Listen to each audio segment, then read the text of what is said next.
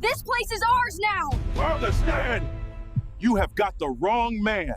Chief? I did not know.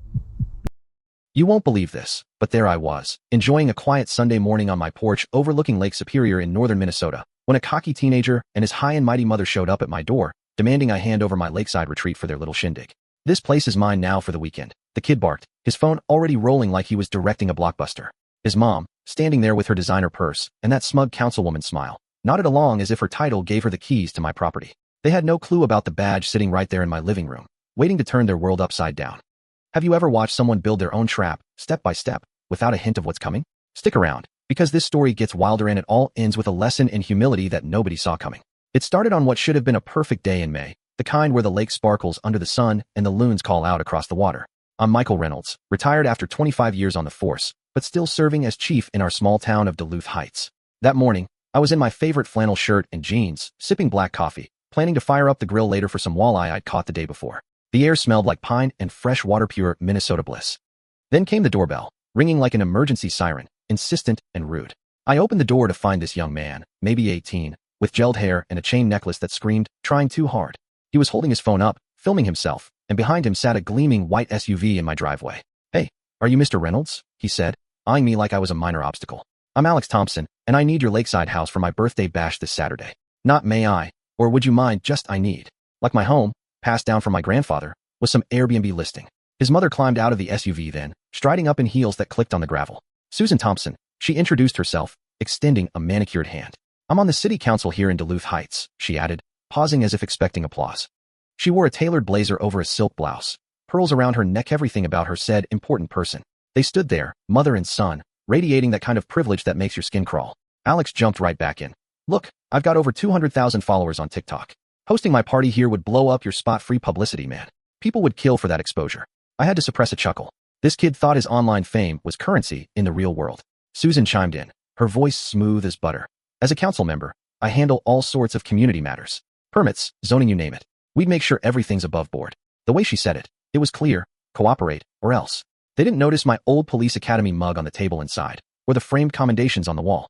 To them, I was just some older guy in casual clothes, easy to push around. I played it cool, nodding politely. "Well, that's quite an offer," I said, watching their egos inflate. Alex grinned, already picturing his viral party pics. Susan straightened her posture, satisfied. But inside, I was thinking, these folks are about to learn a hard truth about boundaries. As a cop, I've seen entitlement before, folks thinking rules bend for them, but this was next level. They assumed I'd fold because of her position and his followers. Little did they know, I outranked her in ways that mattered most. As they drove off, Alex yelling back about how epic it would be, I shook my head. But that was just the beginning. The next day, my phone rang early. It was Susan, her tone sharper now. "Mr. Reynolds, I've been thinking about your property. Lakeside homes like yours have strict regulations, environmental codes, usage permits. I'd hate for any issues to crop up." There it was, the veiled threat. In the background, I heard Alex whispering, "Mention the inspections, Mom." She went on about community harmony and how uncooperative residents sometimes face complications. I recorded the call, old habit from the job. Over the years, I've dealt with everything from traffic stops to major busts, and documentation is key. This felt like extortion dressed in civic speak. Susan probably thought she was clever, using her council seat to muscle a regular Joe. But I wasn't regular, and she was building a case against herself. By afternoon, Alex had gone nuclear on social media. A neighbor texted me, "You're trending, Chief." I pulled up TikTok on my laptop, not my usual haunt, but curiosity won. Alex had posted a video. "This stubborn old-timer won't let me use his killer lakeside pad for my 18th birthday blowout. Come on, boomers, share the wealth." Comments poured in, "What a jerk.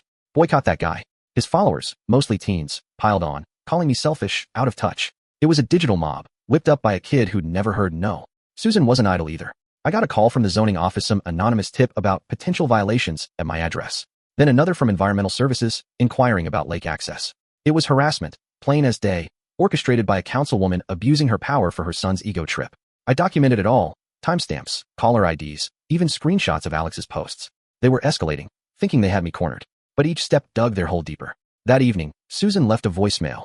"Mr. Reynolds, the council values cooperation. Refusing to support youth events could lead to formal reviews of your property status." Her voice dripped with false concern. Alex followed up with a direct message. "Dude, my party's happening there one way or another. Don't make this hard." Threats now, outright. I smiled, entitled folks always overplay their hand. The climax hit Saturday morning. I was on the porch again, coffee in hand, when the SUV roared up, followed by two cars blaring music. Alex jumped out, phone streaming live.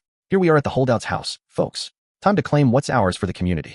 Susan emerged in a power suit, clutching a briefcase like a weapon. Mr. Reynolds, she announced. As a council official, I'm here to address compliance concerns. They marched up, Alex narrating. This place is prime doc. Views, everything. But this guy's hoarding it. Susan spread papers on my table. Your property may violate multiple codes. We can resolve this if you allow the event. It was blatant. Give in, or face bogus penalties. Alex's stream chat exploded with cheers for their activism. But it was extortion, recorded live. I let them rant, building their case. Susan dropped the mask. This house will host the party, cooperatively or otherwise. As a representative, I insist. Alex added, yeah, or we'll expose you more. The arrogance peaked, mother leveraging office, son wielding online clout, both assuming impunity. Finally, I reached for my wallet. Folks, I said evenly, you've got the wrong man. I flashed my badge. I'm Chief Michael Reynolds, Duluth Heights Police. Silence. Susan's face went white. Alex fumbled his phone. The stream captured it all their threats, my reveal. Comments shifted. Wait, he's a cop. They're screwed. Susan stammered. Chief? I had no idea. This is a mix-up. Alex muttered. But we thought. Too late. I'd recorded everything. Calls, posts, this confrontation. Threatening an officer, abuse of power, that serious, I said. Alex's followers turned. Unfollows poured in, his count plummeting from 200,000 to under 30,000 in hours. Viral clips spread. Council mom and influencer kid bust themselves. News hit fast. Local stations, then national CNN, Fox. Entitled Duo Harris's police chief on live video. Susan's colleagues distanced themselves, an ethics probe launched. Alex's friends ghosted him, his birthday forgotten in the backlash. Legally, it snowballed. Susan faced charges, abuse of office, extortion, harassment. Evidence. Their own words, my recordings, Alex's stream. Her lawyers bailed one after another, calling it toxic. At trial, the prosecutor played it all. Jury convicted in hours. Sentence, 2 years probation, $15,000 fine, barred from public office forever. She lost her pension. Her reputation now, she's flipping burgers in a diner, avoiding eye contact. Alex, as a minor, got juvenile court. For months detention, year probation, for 100 community service hours at a homeless shelter. No social media till 21. His college offer vanished. He's stocking shelves, learning humility the hard way. Months later, the case echoes. It's in police academies as a harassment handling model, poli-sci classes on corruption. Laws tightened, stricter ethics for officials, tougher online bullying rules. Susan and Alex became memes, don't pull a Thompson, warnings against entitlement. My lake's peaceful again. I grill fish, watch sunsets, grateful for justice served. They could have walked away after my first no, but pride blinded them. Now, their lives are lessons for others. What do you think? Share in the comments. Have you faced injustice from the powerful? Or seen entitlement lead to downfall? Take a stand on abuse of power in everyday life. Does it count as violence when words and influence harm? Express your views. Let's discuss.